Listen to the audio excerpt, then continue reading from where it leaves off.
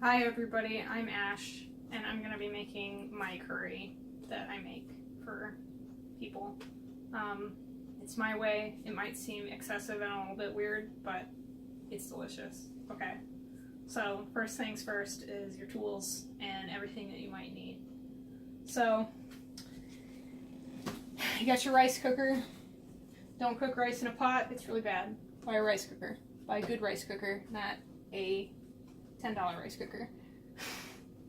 Spend money on this. Get your Zoji. This is a food processor. It's literally just a blade that spins and makes like a pulp. You need a cup for measuring.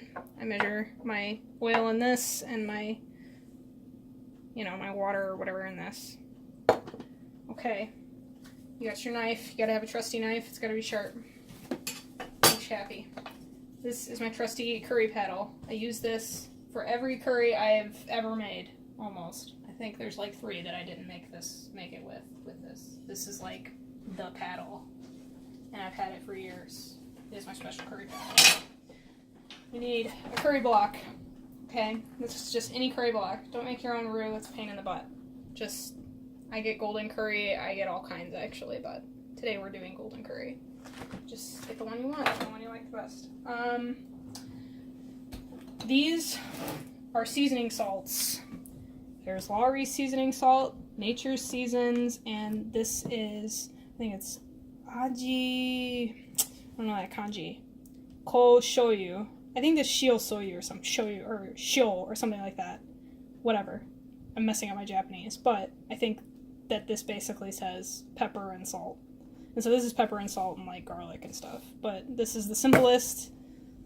This is the most robust and kind of like intense. And then this has got onion and garlic powder and pepper and parsley and just whatever. But get a seasoning salt. I sometimes use both of these together. But seasoning salt is a prime item. You really need it. So there's that. I've got garam masala. MSG. This is just MSG. Curry powder. It's loose. Just get some curry powder, whichever one you like, where you like it from. Bay leaves. You need about 4 of them. Let's see. Honey. Seems weird, but I promise it's good. Pumpkin spice. Cinnamon sugar.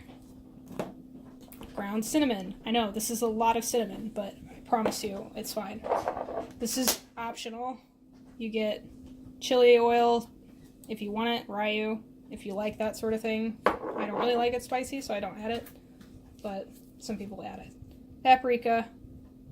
Paprika is a really weird flavor because it adds kind of like a peppery taste, almost like a bell pepper flavor or something, like smoked bell pepper, but don't add too much of it.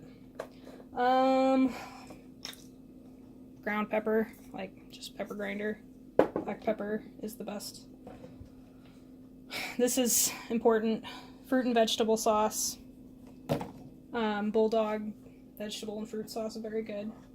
Amakuchi, Kikkoman soy sauce. Do not buy the soy sauce that is made for Americans in America. The reason being is that it's literally just salt and like water.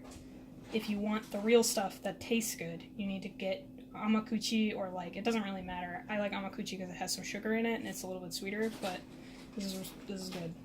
You need to have garlic. I just go for the big jar. I don't like crushing garlic. It's slimy and gross. I don't want to handle it, and this works just fine. Curry ketchup. This is going to be hard to find. You can make it yourself with loose curry, I believe, and just regular ketchup, but this is a German thing, so if you want curry, this is really needed. This really helps the flavor a lot. You need regular canola oil. That's in the cabinet right now, but sesame oil, definitely you need sesame oil. And then some just like other tools you need. Here's my duck. He's my toothpick duck. There are many like him, but he is mine. And you need a toothpick.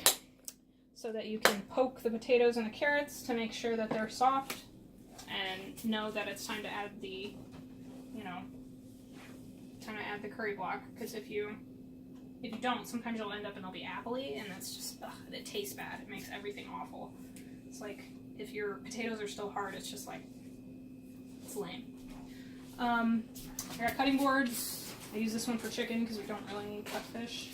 And then your vegetable board. And then we have our raw ingredients that are over here.